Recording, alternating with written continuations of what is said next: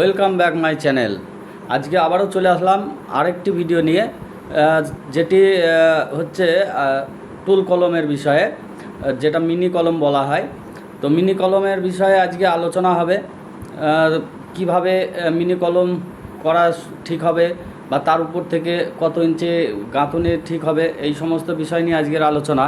তো আশা করছি সকলেই ভালো আছেন, সুস্থ আছেন। আর যারা আমার এই চ্যানেলটি এখনও অবধি সাবস্ক্রাইব করেননি, তাদেরকে বলবো চ্যানেলটিকে সাবস্ক্রাইব করে পাশে থাকবেন। আর যারা অলরেডি সাবস্ক্রাইব করে রেখেছেন তাদেরকে অসংখ্য ধন্যবাদ। তো চলুন আজকের ভিডিওটি শুরু করা যাক। তো অনেকেই জানে না যে মিনি কলম অর্থাৎ টুল কলম যেটাকে বলা হয় সেটা কি। মিনি কলম বলতে বোঝায় যেটা আমাদের টাই বিম মাটির নিচ থেকে বেস উঠবে, 4 ফুট নিচ থেকে বেস উঠবে এবং 4 বেসের চওড়া, লম্বা চওড়া হবে এবং তার গভীরতাটাও 4 ফুট হবে। ঠিক আছে, তারপরে যখন টাই বিম অবধি কলমটা আসবে সেখান থেকে কেটে দেওয়া হয়, সেটাকে মিনি কলম অর্থাৎ টুল কলম বলা হয়। ঠিক আছে, অ্যাকচুয়ালি আমরা ভাবি হয়তো যে কলমের মতোই এর কাজ, তা কিন্তু না। টুল কলমের কাজটা কিন্তু, তো মিনি কলম অর্থাৎ টুল কলমটা আপনারা দেখবেন যখন টাই বিমের লেভেলে আসে তখন থেকে কেটে দেওয়া হয়, আর সেখান থেকে টাই বিমের উপর থেকে ইটের গাঁথনি করা হয়। ঠিক আছে, তো একটা ফুল কলম যেটা ডাইরেক্ট উঠে যাচ্ছে, তার যে লোড ক্যাপাসিটি চলে আসবে টাই বিম থেকে, বিম থেকে দেবে হচ্ছে গিয়ে তার লোডটাকে ডিস্ট্রিবিউট করে কলমে। ঠিক আছে, তারপর কলম থেকে সেটা লোড দিচ্ছে আমাদের টাই বিম থেকে আবার কলমে নিচে নেমে যাচ্ছে মাটিতে। তো এক্ষেত্রে হয় কি, এক্ষেত্রে হয় আমার যখন আমি ইটের গাঁথনি করলাম টাই বিমের উপর থেকে, ইটের গাঁথনি করার পরে তখন যখন ছাদ ঢালাই করা হচ্ছে তো ওই জায়গায় বিম দেওয়া হচ্ছে, তো ছাদের লোডটা বিম থেকে ওয়ালে ডিস্ট্রিবিউট হচ্ছে, ওয়াল থেকে ডাইরেক্ট চলে আসছে কি না টাই থেকে মাটিতে দিচ্ছে। তো সেই জায়গায় অনেকে বলে আমি তো কলম দিয়ে করলাম, টুল কলম বা মিনি কলম দিয়ে বিল্ডিং হচ্ছে, কিন্তু সে ভাবছে আমি কলমের মতোই তার কাজ পেলাম। তা কিন্তু একদমই না, এটা ভুল ধারণা। তার কারণ হচ্ছে আপনাদেরকে একটা জিনিস চিন্তা করতে হবে, একটা হাফ পর্যায়ে কলমের যে লোড ক্যাপাসিটি, ফুল কলমের কিন্তু লোড ক্যাপাসিটির অনেক ডিফারেন্স হয়ে যায়। ঠিক আছে, তো আপনাদেরকে ওই জায়গায় যে আপনি ভাবলেন আমি কলম দিয়ে ঘর করলাম, বাড়ি তৈরি করলাম, এখানে আমি 5 ইঞ্চি গাঁথনি দিয়ে দেবো সব, তাহলে কিন্তু আপনারা বড় ভুল করবেন। আপনি খরচা করছেন ঠিকই, কিন্তু ভুল খরচা করছেন, খরচাটা জায়গা মতো আপনি করতে পারলেন না। ঠিক আছে, তো এই জায়গায় আপনাকে একটা জিনিস করতে হবে, আপনি যখন মিনি কলম দিয়ে করুন, এটা আগে ছিল না, ইদানিং প্রায় জায়গাতেই দেখা যায়। অনেক মিস্ত্রি সাজেশন দেয় যে তুমি ভিত দিয়ে কেন করবা, টুল কলম করো। হ্যাঁ, অনেক মিস্ত্রিরা বলে ওই কলমের মতোই কাজ। হ্যাঁ, তারাও বোঝে না যে এর কার্যকারিতা কতটা কি আছে না আছে। তো যাই হোক, আমি কোনো মিস্ত্রির দোষ দেব না, কেননা ফুল কলম থেকে টুল কলমের তাদের খাটনি কম হয়। ঠিক আছে, তাদের মুনাফাটা বেশি থাকে। তো যাই হোক, সে পর্যায়ে আমি যাচ্ছি না। তো যখন আপনি কলম করবেন, দেখবেন মিস্ত্রি বলবে যে ঠিক আছে 5 ইঞ্চি গাঁথনি করলে হয়ে যাবে, সমস্যা নেই। আপনি 5 ইঞ্চি হয়তো গায়ের জোরে করবেন এখন, ঠিক আছে, কিছু হবে না, কিন্তু ভবিষ্যৎ হতেই পারে। আর 5 ইঞ্চি গাঁথনির ওপরে যখন আপনি মিনি কলম করছেন, করে 5 ইঞ্চি গাঁথনি করলেন, করে যখন দুতলা করবেন আপনি, তখন হবে আপনার সমস্যার তৈরি।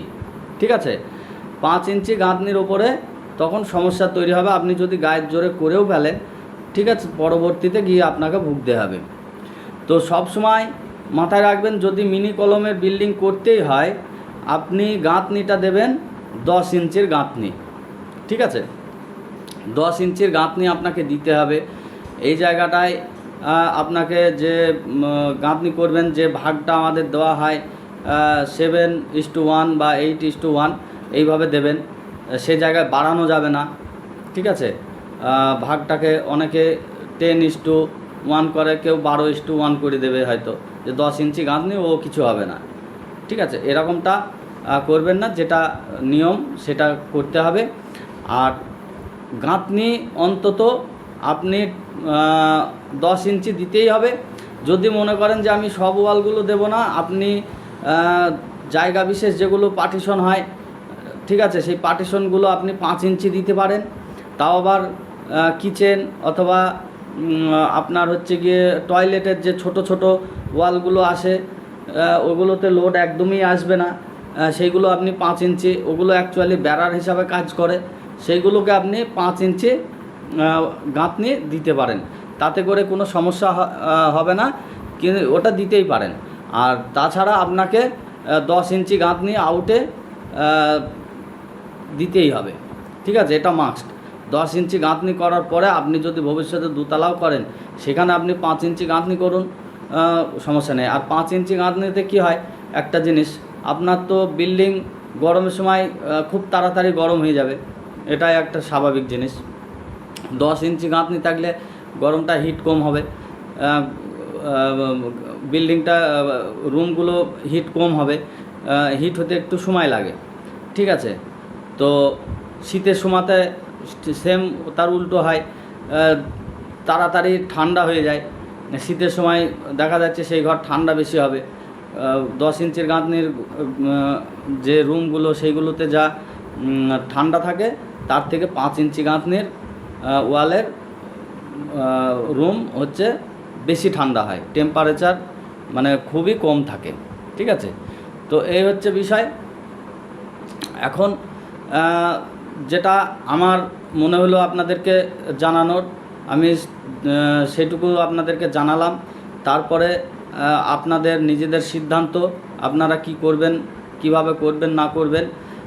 তো এগুলো অনেক জায়গায় আমরা দেখি মিস্ত্রিরা এই ভুলগুলো করে থাকে, বা মালিকরা বোঝে না, বা খরচা বাঁচানোর জন্য এগুলো করে থাকেন, যে 10 ইঞ্চি আমি মিনি কলম করলাম, তারপরে 5 ইঞ্চি সব গাঁথনিগুলো 5 ইঞ্চি করে দিলাম। এটা কিন্তু আপনারা বড় ভুল করবেন, এটা করবেন না।